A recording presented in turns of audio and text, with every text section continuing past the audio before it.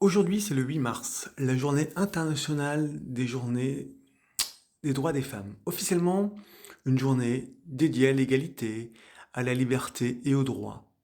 Mais cette année encore, une question dérange et apparaît.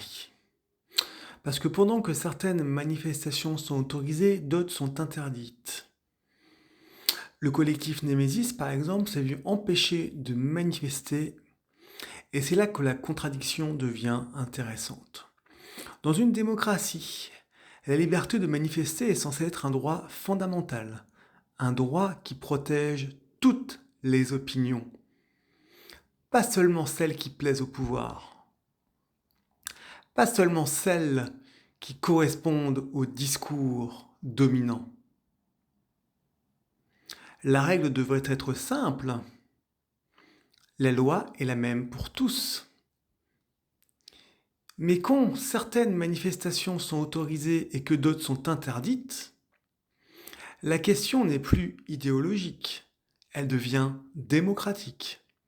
Parce que si le pouvoir commence à décider quelles opinions peuvent s'exprimer dans l'espace public et lesquelles doivent être empêchées, alors la liberté change de nature. Elle ne disparaît pas immédiatement.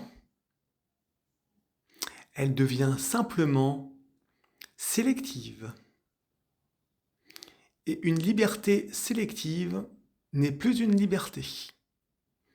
C'est une permission accordée à certains et refusée à d'autres.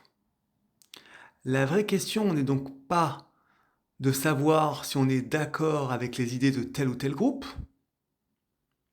La vraie question est beaucoup plus simple. Dans une démocratie, la liberté d'expression et la liberté de manifester doivent-elles être les mêmes pour tous? Ou seulement pour ceux qui pensent comme le pouvoir? Restez lucide.